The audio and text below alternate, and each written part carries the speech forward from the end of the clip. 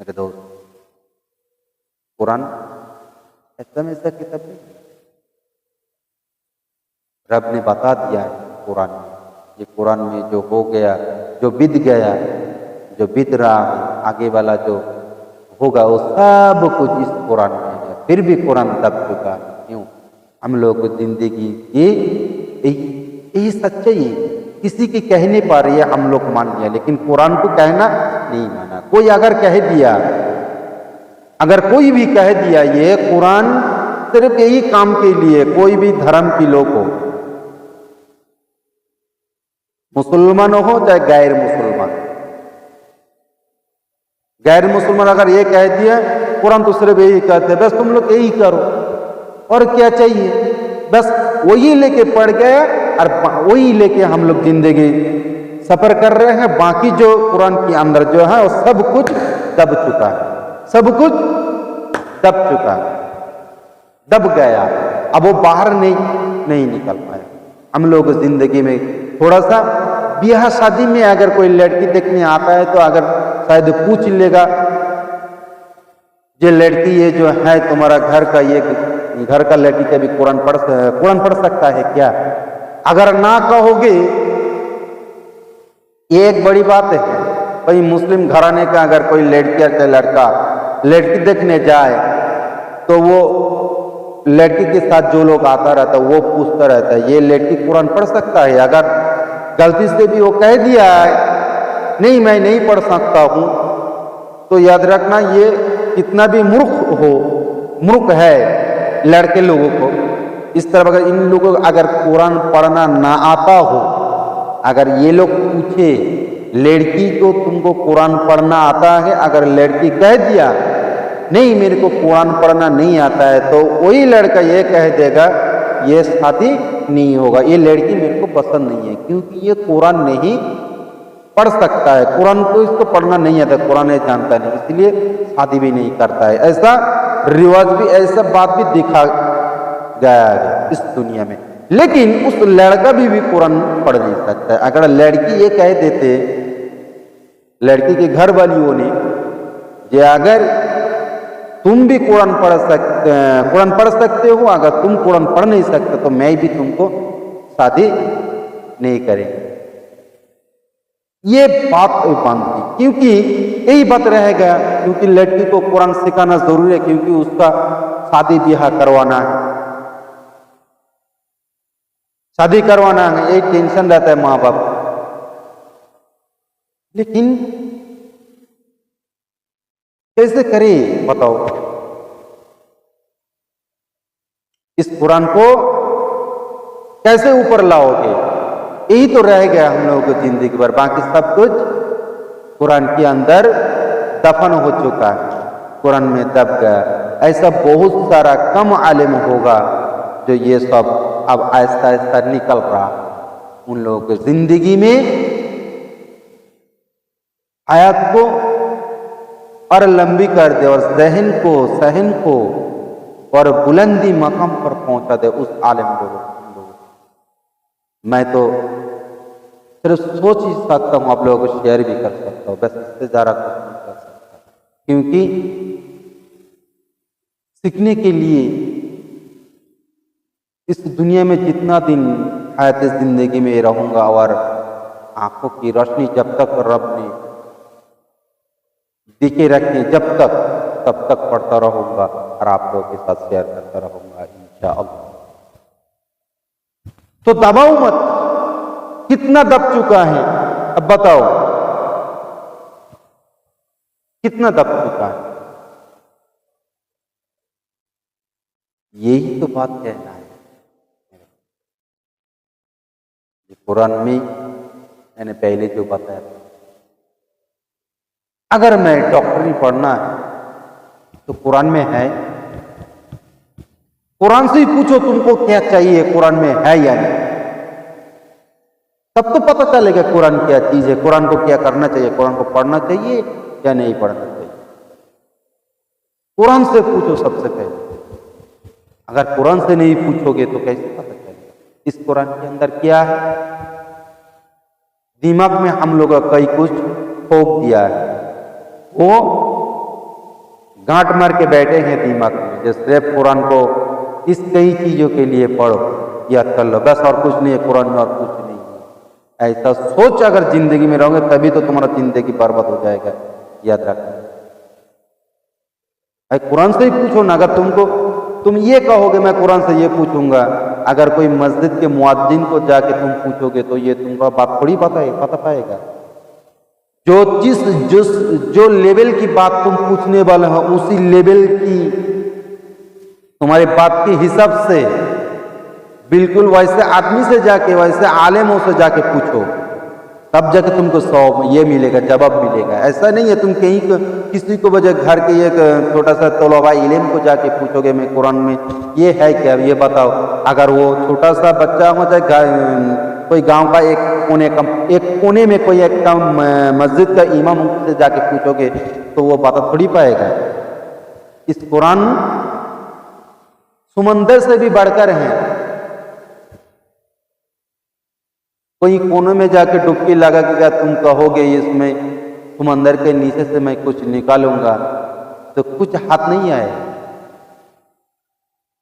समंदर के गहरी पे जाओ।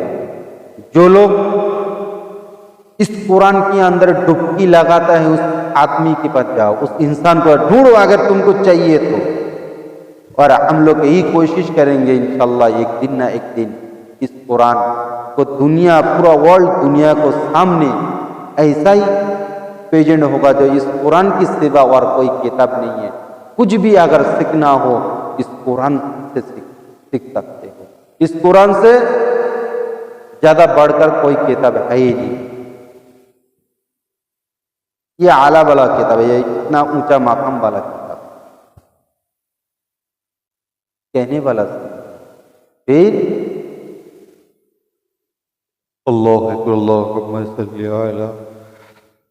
सय्यदना मौलाना मुहम्मद व अला आलि सय्यदना ओ मौलाना मुहम्मद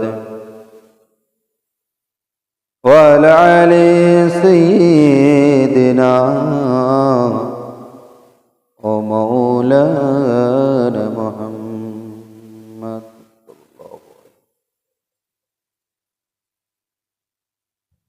तो दोस्तों जो समझनो, हर एक लफ्ज को हम लोग की जिंदगी में एक एक हरफ को, कुरान की एक एक हरफ को समझना चाहिए। हर एक हरफ को हम लोगों को समझना चाहिए। कुरान में इतने हल्के में मत, कुरान बल हुआ कुरान मजीद फी लौह महफूज, जो किताब रब ने भेजा है इस कुरान को हल्के मत, ये रब की भेजा हुआ जो ये किताब हम लोगों को जिंदगी बदल जाए। कुरान से अगर तुम पूछो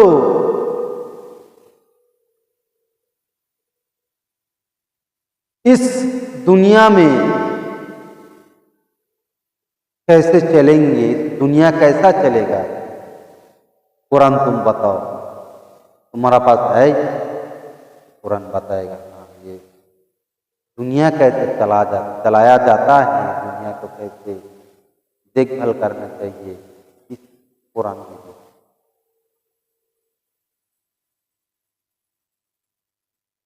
इस कुरान को पूछो ना, जमीन के नीचे क्या है, कुरान तुम बता सकते हो? कुरान कहता है हाँ, कुरान कहता है हाँ मैं बता सकता हूँ। इस जमीन के अंदर सात तबक जमीन के नीचे क्या है ये भी मैं बता सकता हूँ। कुरान बोलता है बता सकता हूँ। कुरान से ये भी पूछो, जमीन से लेके आसमान तक, आखिरी आसमान तक, इसके बीच में क्या क्या है, कुरान तुमको पता है? कुरान तुमको मालूम है? कुरान तुम जानते हो? कुरान कहता है हाँ मैं बिल्कुल जानता हूँ। कोई डर नहीं है, बिल्कुल हिम्मत से कहता है हाँ मैं जानता हूँ।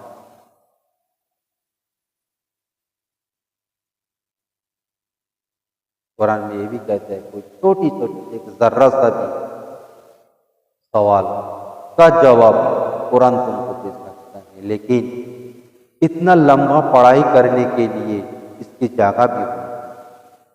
तो हम लोग सभी मुसलमान मिलकर आहिस्ता आहिस्ता ये जो दब गया है जिंदगी में, कई सालों से इस कुरान की हुकूमत चली गई इस दुनिया में, जब हम लोग कुरान को छोड़ दिए हैं अपनी शौक के लिए, अपनी मतलब के लिए, तब हम लोग जिंदगी को जिल्लती बढ़ता गया। जिंदगी में जब भी कुरान से दूर चला गया इंसान, तब कुरान जब दूर चला गया तब भी वो इंसान मार ज्यादा खाता रहता है और खाएगा भी। ऐसा एक टाइम था, ऐसा एक दौर था, उस दौर में सिर्फ कुरान की चलती थी और एक दो दिन नहीं चला है, कई साल हजारों साल तक ही चलता है कुरान की राज। इस दुनिया में जो राज आया एक दो सौ साल में कितना कुछ ना हो गया, कुछ बदल नहीं पाया। आज ये रहा है तो कुछ वो आ रहा है, एक एक आदमी आ रहा है तो एक एक मतलब निकल रहा है, इंसान परेशान होता रहता है।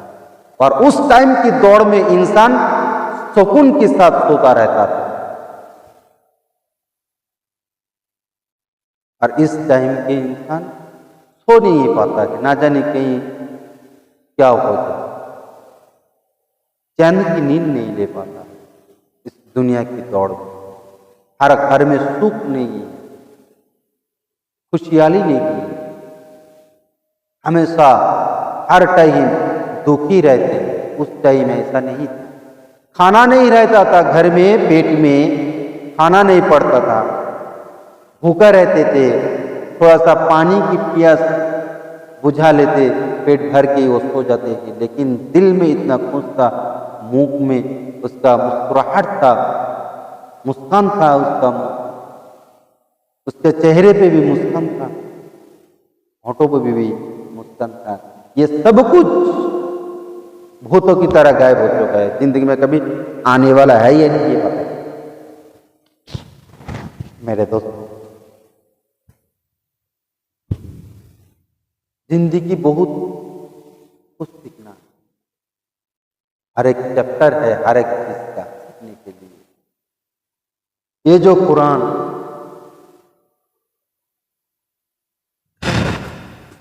ये जो कुरान देख रहे हो, यही तो किताब है, कितना पेज होगा इसमें। मैं सिर्फ एग्जाम्पल के लिए मैं देखा बस, और इतना सा कुरान में रब ने ये कहता है कि इस कुरान के अंदर मैंने सब कुछ दे दिया। तो इस कुरान को तो सीने में लेके चल रहे हैं इंसानों। इस कुरान को ऐसे क्यों धूल पड़ गई? कुरान के ऊपर धूल पड़ गया, बताओ। तो कुरान तब भी पता चलता है इंसान कैसे कुरान पढ़ता है। कुरान के ऊपर जो धूल जम गया, डास्ट पर जम गया कुरान के ऊपर, क्यों? कुरान को सिर्फ हम कई चीजों की केंद्रित बना दिया, इसीलिए कुरान के ऊपर धूल डास्ट ये कास्ता पड़ता रहता है। खोटी किस्मत है हम लोग, ये जिंदगी बेकार हो गया है। क्यों? क्योंकि सही ढंग का लोग कोई इस्तेमाल नहीं कर पा रहे हैं।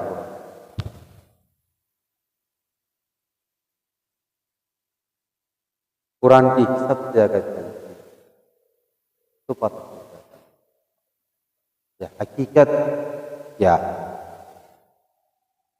दोस्तों, इसके बाद फिर और एक पार्ट आएंगे।